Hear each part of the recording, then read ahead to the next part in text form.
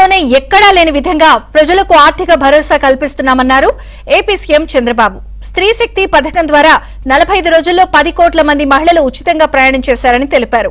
15 నెలల్లో 4,71,574 మందికి ఉద్యోగాలు ఇచ్చామన్నారు చంద్రబాబు. ఇప్పటికే ఏపీకి 10 లక్షల కోట్ల రూపాయల పెట్టుబడులు వచ్చాయని చెప్పారు. తాను 1995 సిబిఎన్ అన్న చంద్రబాబు తప్పు చేస్తే చూస్తూ ఊరుకోబోనని వార్నింగ్ ఇచ్చారు.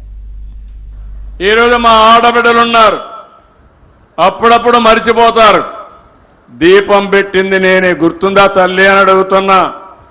98, 99లో నా తల్లి పడిన కష్టం పడకూడదని నా ఆడబిడ్డలకు మొట్టమొదటిసారిగా దీపం సిలిండర్లు ఇచ్చా. అవునా కాదా అని అడుగుతున్నా ఇక్కడే ఆడబిడ్డలందరినీ. మళ్ళీ కొంతమంది ధరలు పెరిగాయని వాడకం మానేసి మళ్ళీ ఈరోజు 3 సిలిండర్లు ఉచితంగా గ్యాస్ ఇచ్చానంటే అది మా ఆడబిడ్డల పైన నాకుండే అభిమానం అని మరొక్కసారి తెలియజేస్తున్నా. 1 కోటికి పైన ఇచ్చాం, 1718 కోట్లు ఖర్చు పెట్టాం. ఈ రాష్ట్రంలో యువతకు ఒకటే విజ్ఞప్తి చేస్తున్నా, మీకు నేను అండగా ఉంటా. ఉద్యోగాలు కల్పించే బాధ్యత నాది. ఇప్పటికే మీరు చూస్తే 10 లక్షల కోట్ల రూపాయలు పెట్టుబడులు వచ్చాయి. ఇవన్నీ అయితే 9,50,000 మందికి ఉద్యోగాలు వస్తాయి. ఇప్పుడే టీసీఎస్ వచ్చింది, కాగ్నిజెంట్ వస్తా ఉంది, గూగుల్ క్యాంపస్ వస్తా ఉంది. గూగుల్ క్యాంపస్ వస్తే భారతదేశానికి ఒకప్పుడు హైదరాబాద్ ఐటీ క్యాపిటల్ అయితే విశాఖపట్నం ఏఐ క్యాపిటల్ గా, డేటా సెంటర్ క్యాపిటల్ గా తయారవుతుంది. ఒక ప్రభుత్వం ఉండేది, ప్రభుత్వం వస్తా ఉంటే మీరు చూసుంటారు, అప్పుడు చెట్లన్నీ నరికేసేవాళ్ళు, పరదాలు కట్టేవాళ్ళు. ఉన్నాయా ఇప్పుడు పరదాలు? చెట్లు నరుకుతున్నారా ఇప్పుడు? ఎవరైనా వచ్చిన వాళ్ళు వెళ్ళిపోతారని పక్కనంతా కూడా గోతులు తవ్వేవాళ్ళు పోనీయకుండా. పోలీసులు అడ్డం పడేవాళ్ళు. నిజమా అబద్ధమా అని మిమ్మల్ని అడుగుతున్నా. ఎవరు నవ్వినా అప్పుడుండే ప్రభుత్వం మిమ్మల్ని వేధించేవాళ్ళు. అవునా కాదు? కేసులు పెట్టేవాళ్ళు. ఫ్రీగా మాట్లాడడానికి వీల్లేదు. ఎన్ని ఇబ్బందులు పెట్టాలనో అన్ని ఇబ్బందులు పెట్టారు. 2024లో మళ్ళీ రాష్ట్రానికి స్వాతంత్రం వచ్చిందంటే, మీరందరూ స్వేచ్ఛగా ఉన్నారంటే అది ఈ యొక్క ఎన్డీఏ ప్రభుత్వం ఇచ్చినటువంటి స్వాతంత్రం అని చెప్పి కూడా నేను మీకు తెలియజేస్తున్నా. సంక్షేమ కార్యక్రమాలు ఇవ్వడమే కాదు, అభివృద్ధి తెలిసిన ప్రభుత్వం ఇది. అభివృద్ధి చేస్తాం. అభివృద్ధి చేస్తూనే నేను నా జీవితాంతం పేదవాళ్ల పక్షాన్నే ఉంటా. ఎవరికి అండగా ఉండాలనో వారికి అండగా ఉంటానని మరొక్కసారి మీ అందరికీ హామీ ఇస్తున్నా.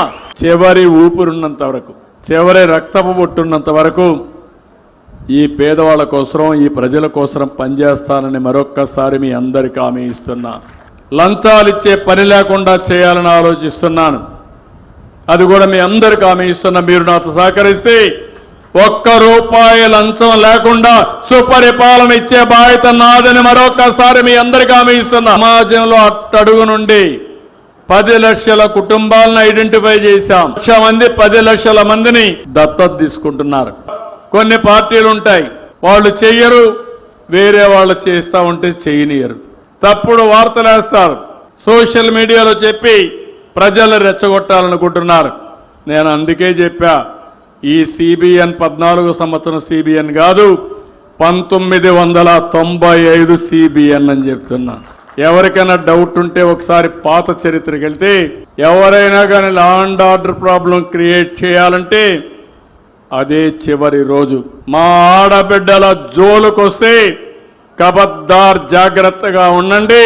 ఒకవేళ గంజాయి మత్తుంటే గంజాయి మత్తు వదిలిస్తా, రాజకీయ ముసుగుంటే ముసుగు తొలగిస్తా, రౌడీల్ని రౌడీలుగానే చూస్తానని చెప్పి మరొకసారి హెచ్చరిస్తున్నా.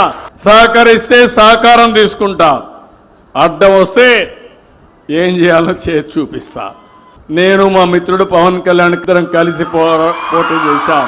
బీజేపీ కలిసి వచ్చింది. డబల్ ఇంజన్ సర్కార్, డబల్ డిజిట్ గ్రోత్ వచ్చింది.